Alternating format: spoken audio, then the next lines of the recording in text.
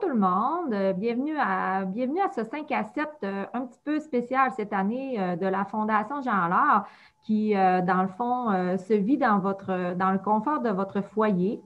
Donc, ce soir, vous aurez l'occasion de découvrir une personne que je côtoie depuis quelques années, qui a le projet d'aller vivre en appartement. En fait, au projet des appartements du parc. Donc, je vais laisser mon ami se présenter parce qu'il sait très bien le faire. Alors, à toi la parole. Bonjour, je m'appelle David Barry, j'ai 22 ans et je suis autiste de haut niveau. J'habite à Alma et je suis à l'école secondaire 1, mais adaptée. Tu es à l'école des adultes, je crois, hein, David? Oui, Au Centre de formation professionnelle des adultes. oui, Parfait. Ensuite de ça, tu voulais-tu nous dire, toi, présentement, tu vis avec tes parents, c'est bien ça? exactement. Bon. Et toi, dans le fond, David, qu'est-ce que ça représente pour toi de partir en appartement? Une étape normale de la vie, mais aussi une liberté, car je vais découvrir des nouvelles choses. C'est pas en restant sur place qu'on vit des nouvelles affaires. Hmm. Ça, c'est certain. Dans le fond, pour toi, c'est une étape de la vie normale, un accomplissement. Hein? Oui. Est-ce que c'est un rêve aussi pour toi d'aller en appartement? Pas nécessairement, mais oui. Oui. Car pour moi, c'est une forme de liberté. Je me sens comme je veux voir du monde. En plus, à Chicoutimi, ça me fait changer les idées, me voir du nouvel air. Oui, parce que toi, dans le fond, tu habites à Alma puis tu vas t'en aller à Chicoutimi, c'est bien ça? Moi, c'est d'avoir une nouvelle routine. Ça me fait pas trop de mal. Oui, c'est bien. Alors, David, toi, comment tu te sens face à cet événement qui s'en vient? Ce serait quoi l'émotion, le sentiment? Comment tu te sens face à ce changement-là qui va s'en venir pour toi? Fébrile, mais aussi très heureux. Par contre, je peux recevoir de l'anxiété. Car déjà que je suis pas si bon mot sceptique, mais disons que l'émotion est assez palpitante. L'émotion de joie, hein, qui est mélangée peut-être avec de l'anxiété. Ce que je comprends, c'est que tu es heureux, mais d'un autre côté, tu vis un petit peu d'anxiété. Oui, Oui. C'est normal, hein, David, quand on part de notre milieu familial, c'est normal de vivre une certaine crainte parce que c'est de la nouveauté, c'est de l'insécurité. oui. C'est des émotions qui sont normales. C'est tout à fait compréhensif. Toi, David, comment tu te prépares pour ce projet d'aller vivre en appartement? C'est quoi, quelle démarche que tu fais avec ta famille, avec les gens qui t'entourent? Comment tu te prépares pour ce beau projet d'aller vivre en appartement? En me faisant une liste de ce que j'ai besoin. Par exemple, mon trousseau pour l'appartement, c'est-à-dire que qu'on se prévoit du matériel pour l'appartement, comme par exemple des ensembles à verre pour des petits objets, comme une coutellerie par exemple, ou même des gros objets comme on essaie de se prévoir, je pourrais me prévoir un réfrigérateur, une télé ou autre chose qui pourrait permettre de me sortir chez moi. Aussi d'avoir une autonomie progressive.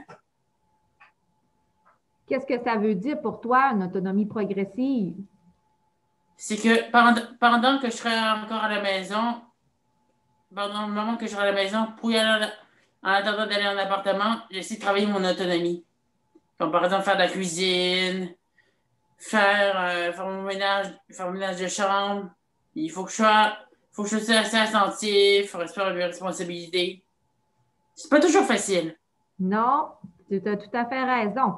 Hein, pour un jeune garçon de ton âge aussi, c'est des nouvelles expériences. Puis, est-ce que ça t'arrive de passer, est-ce que tu as déjà couché seul à la maison? Oui. Oui, Quand donc, mes parents sont quand mes parents sont pas là. Ça m'est déjà arrivé comme par exemple quatre fins de semaine consécutives. Comme, je vais vous dire une anecdote. C'est arrivé quatre, années, quatre, quatre fins de semaine consécutives que mes parents sont allés chez mon grand-père pour s'occuper de lui. Et durant ce temps-là, je m'occupais. Donc, ça te donne quand même une belle expérience de savoir c'est quoi vivre seul. Hein? Pendant ces 4 fins de semaine-là, ben, tu as eu à t'occuper de toi, à faire tes routines, à préparer tes repas, à prendre soin de toi. Donc, c'est quand même une belle pratique. Oui, et même avant ça, même avant ça, c'était la plus grosse partie. Je faisais déjà des sessions tout seul, en restant tout seul dans chez moi, là, on peut dire. C'est bon, David. C'est le fun. Euh, euh, Ça serait quoi pour toi tes outils et tes aides pour bien réussir ce changement? Mes outils, pour commencer, ce Oui, serait respirer, expirer, un sourire à chaque jour, mes repères, mes appels, ou oui. plutôt mes rappels. Des rappels. Dans le fond, tu mets des rappels pour t'aider à faire ta routine, c'est ça? Oui, parce que je ne serais pas toujours capable de me rappeler tout seul. Déjà que je suis déjà mon anxiété, dès que je me rappelle pas de rien, mon anxiété monte assez en flèche. Tu utilises ce rappel-là avec des outils technologiques comme, mettons, ton cellulaire, ta tablette. Oui, ma tablette et mon cellulaire sont couplés ensemble pour ce qui est des rappels. Et en fait, pour ce qui est de mon compte. OK. Bon, c'est bien. Puis, tes parents, ils ont dû t'aider aussi hein, dans cette transition que tu es en train de préparer, ta famille, tes parents.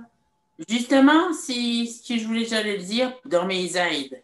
Ma Oui. famille, mon intervenante et surtout mes amis proches aussi. On peut dire que tu es bien entouré pour vivre cette transition-là. Mhm. Autant d'outils technologiques que d'aide de ta famille. C'est ça? Oui, je pourrais même dire il y a certaines, qu'à part la famille et mon intervenante, il y a aussi certains amis qui sont là, même s'ils sont éloignés avec la situation actuelle, de me donner des conseils, comment je pourrais le faire. Et aussi une certaine amie, oui, j'ai bien dit une certaine, m'avait donné des conseils, et aussi si c'est retardé ou non, ou quand ça va être, quand les appartements vont être prêts. OK. Donc, tu connais déjà aussi des personnes qui vont s'en aller vivre avec toi aux appartements du parc. C'est ce que je comprends Et bien? qui m'aide aussi à m'intégrer là-dessus aussi. Ah, c'est bien. Tu sais, dans le fond, David, moi, il y a une question qui me vient en tête, c'est est-ce que tu penses que tu vas avoir des défis d'aller vivre en appartement? Est-ce que tu penses que tu vas avoir des choses, des défis à relever en allant vivre en appartement? Et quels seront-ils selon toi? Très bonne question. C'est en premier, m'occuper de moi. Ensuite, garder un environnement propre. Respecter ma routine, qui est qui peut être qui peut être un défi modéré. Être autonome totalement, ce qui peut être le point culminant. Faire des nouvelles rencontres, qui peut être qui ce sera un défi comme surtout à Chicoutimi, contrer la solitude, faire mes tâches ménagères, faire la cuisine, bref, mon organisation de tout ça en bref. Fait que dans le fond, tu es assez conscient que tu vas avoir des défis à relever. C'est bien, hein? Tu pars déjà avec l'idée que ça ne sera pas super facile, tout ce beau projet-là. Mhm. Hmm. Finalement, pour toi, comment tu te vois dans le futur? Qu'est-ce que tu veux réaliser en tant que personne adulte?